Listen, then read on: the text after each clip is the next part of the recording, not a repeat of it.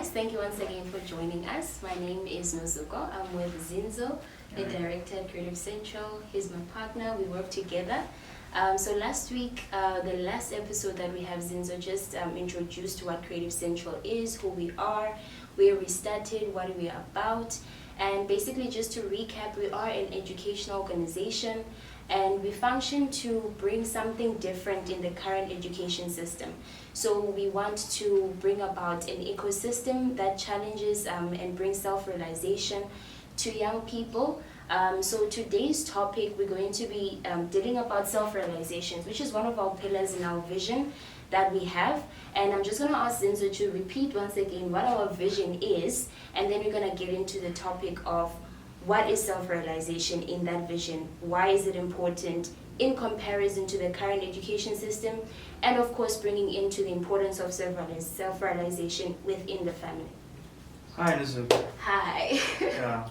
Actually, our vision, as you know it, is to have an ecosystem or an environment where individuals attain self-realization and independence so that they can sustain themselves.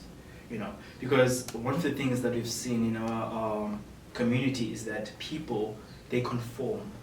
They don't know who they are, they don't know their purpose, or they do know who they are, but they don't know their purpose in life. You understand? And they end up conforming, acting like everyone else. You understand?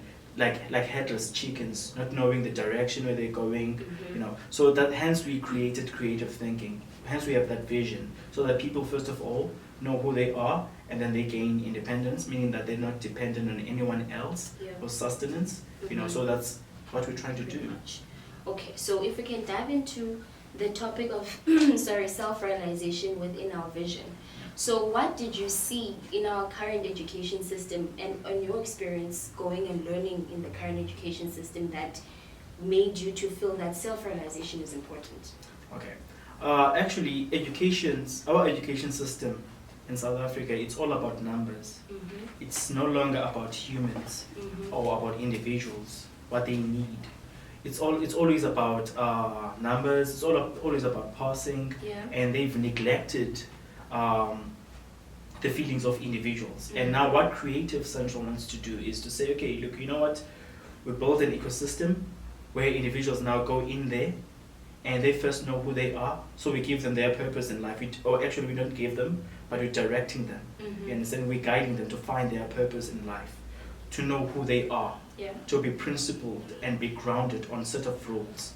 You understand? So that's what we want to do as Creative Central. So do you mean that if you're looking at when a child goes to a school currently and they're being taught in a school setup, they don't discover who they are, because that's what self-realization is to know who you are and what your purpose is. So when a child is in a classroom, you're saying that there is no sense or anything that will inspire them to realize who they are. Are you saying that's what's lacking? That's what is lacking, actually. Because from my experience tutoring kids and also facilitating, a lot of kids, they go to school, yes, they get accepted there, but at the end of the day, as I said before, the feelings of children, they have been neglected. One thing you've got to understand, that all children, they have a background. We all come from various backgrounds, different families, and all those different families have their own problems. Not all the kids are the same. And that's something that the government or the current education system has set aside. Not understanding the child, where they're coming from. For example, we have kids who are underperforming, and we never trying to find a reason why these kids are not performing well. We assume all these kids are just being lazy, or these kids they just don't care about their schoolwork. Not actually going deep and dive in and say, okay, you know what, this kid has this certain problem, has A, B, C, and D. And so we as Creative Centers to go back to the family and intervene and try to find solutions into why the kid is not doing well. Because you might find that some kids, the reason they're not doing well is because maybe even their parents, they don't know their purpose in life. Do you understand? Some parents actually, many parents are illiterate. Many parents, some of them are alcoholics. Some parents are drug addicts. Do you understand? And now you have this kid going to school, you understand, with parents who have no direction themselves. Meaning that we have to go back to the family and set direction from the family, because the family is the grassroots of everything. You understand? So that's what we want to do as creators. Okay. So you're saying that talking about going to the family and just communicating with the family, and you're also speaking about the performance of a child at school. I want you to bring it home, because remember we're talking about self-realization. How is this important to someone learning, a child learning in school? And why is it important that a family helps a child to realize who they are? How does it interlink with education and all that? The way God created us, He made us unique. We all have different gifts, different talents, and that is something that needs to be understood. Many children, I'm saying many, they are not strong academically. They are not strong. That's not how they were created by God. And what we've done, as I said, we're conforming. We've treated every child like that child who's getting an A. There's a child who's a dancer. There's a child who's a musician. A child who's a scientist. You understand? But our education system has only catered for a child maybe who might be an engineer or a scientist, not a child who's a dancer or a musician or even a priest. Okay. Hence now when we talk about self-realization, you want first that child to know, who am I as Uzinzo? You understand? What are my strengths? What are my weaknesses? I'm good at this. This is the talent, the gift that God gave to me. Let me take opportunity of that. That is what we want to do. You understand? Hence we want to provide an environment. When a child goes in there, we tap into that child's uniqueness. So it's pretty much what we were talking about just now, that the important thing is that you'll find that when a child moves from primary up until high school, the first thing, either they choose to go to varsity, or some choose to work, and then a lot of schools at this current moment, they focus on the children that did pass. And then you'll find that there's not a lot of communication between schools and parents and what the child wants to do. So much that if a child passes in grade 12, the school is like, that's it, we've done our job.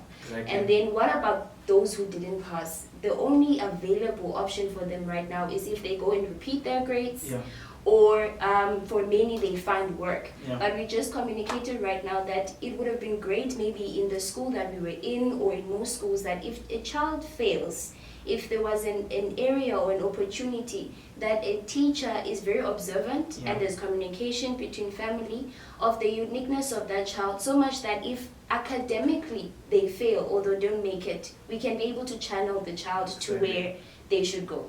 So that is what self-realization basically is talking about. And also just to add on what you just said, self-realization is a journey. It's not a once-off thing that a child is going to change immediately. It's a journey. And one thing our education system again is failing to do is to journey with the child. Because right now when you journey with the child, it's a process. Because the child now, you give that child an environment that is conducive, and secondly, that child, you need to give that child a purpose. Why are we here? You need to give that child a reason. It's surprising that when you go to private schools, a 7-year-old would understand why he or she is at school. You'll be surprised.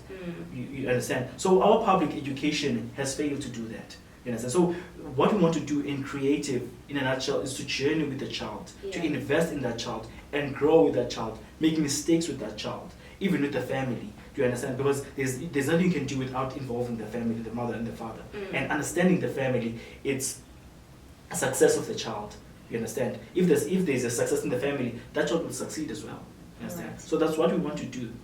Okay, so basically, I believe that the one thing that you highlighted in terms of our approach, because you mentioned that a school or our public educational schools, what they're failing is to be able to identify the uniqueness in the child and be able to spark that journey of starting to inquire within themselves as who am I, why am I here, and all of this stuff. Their focus is just, I need to go to school, pass my grades, because I need to go to varsity. So you're saying that we as a creative thinking, we're bringing in that element. But wouldn't you say that it's kind of fake that schools don't have, in a say, the time to focus as per child? Because in terms of the ratio between a teacher and the children, there's like a very big gap. So that is, would you say that that's the reason why it's not possible? And if that's the reason why, what are we as creative thinking going to do differently? Okay. The first thing I would say to you is this. First of all, we need to go back to God. one of the mistakes that our education system did is to eliminate biblical studies. Okay. Because in a way it connected us to our Creator, the Most High God. Because we understood why we're here. Because the Bible, in a way, it's kind of like a poem or a motivational book, in a way, that tells you what to do with your life and etc. etc. Okay. So I think the first mistake that they did is to remove the biblical studies. Okay. Because in the Bible, it's kind of like giving you principles about life. You know why you're there. Even if you're failing, you know that here I can be strong. You understand? So they removed the biblical studies, and everything became much theory instead of being practical. Because you understand one thing, they are bombarding us with theory. Theory, and then it's not being practical. For example, I'm going to learn maths, I'm going to learn exponentials and maths.